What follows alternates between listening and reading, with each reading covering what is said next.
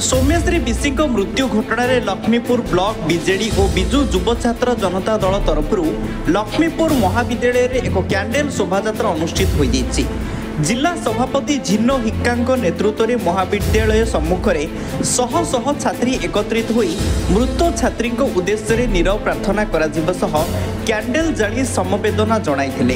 Double engine सरकार आरंभ हैला दिनठारु ओडिशा रे नारी और छात्री असुरक्षित प्रत्येक दिन केउठी ना केउठी दुष्कर्म भली घटना घटुची। अविभक्त कोरापुट जिलार नारायणपाटना बंधुगाँ ठारू आरंभ करी प्राय अधिकांश स्थान में नाबालिग मध्य गण दुष्कर्मर शिकार होउछंती।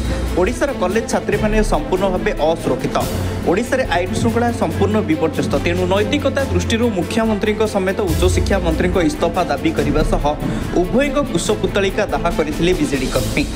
सारा ओडिशा एवं गोटे भारत रे गोटे दुखद घटना जोटा कि समस्ते आपण माने देखिथिबे मीडिया माध्यम रे एफएम कॉलेज रो छात्री जे गोटे संग्रामी भौणीटीए शेष पर्यंत समस्त सरकार एवं पदपदवी नेता मानकु कही कही निजर गुहारी शुणाइथिले किंतु केही मध्य शुणी नथिले।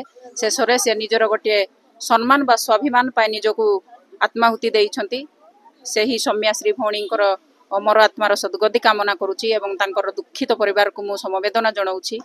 एवं आपण एठी देखुथिबे जोटा दी दिन हेलाणी सारा ओडिशा रे जो भलिया छात्र हुअंतु कि छात्री हुअंतु कि नारी हुअंतु निजको गोटे सुरक्षित मनु नहांती। सरकार रे जो सरकार की नारी सुरक्षा कथा एवं छात्र छात्री मान को सुरक्षा कथा कहि कि से सरकार रे बसछंती। से सरकार आज सक्षम नुहे नारी मानकर सुरक्षा पाई एवं छात्री मानकर सुरक्षा पाई। सही परिप्रेक्षी रे आमे एठी आज लखीमपुर कॉलेज रो छात्र छात्री भाई भौणी मानकु नै कि एवं तांकर निजस्व से माने जेहेतु निजको सुरक्षित मनु नहांती एठी गोटे सौम्याश्री भौणींकर कैंडल जो श्रद्धांजलि ज्ञापन रे से माने शामिल हेतिले एवं तांको पई अमर आत्मार सद्गति कामना निमंते आमे प्रार्थना करथिलु। एवं आम समस्तंकर गोटे दाबी ए जो सरकार जे कथा कुहा सरकार डबल इंजिन सरकार केवल कथा कहिबारे पारंगम एटी छात्री असुरक्षित नारी असुरक्षित एवं जो कथा देई कि सरकार रे आस्थिले ताहा मध्य आपण माने वर्ष पूर्ति रे जोटा से माने जो कहिथिले सेटा मध्य बिल्कुल पूरण करनाहांती।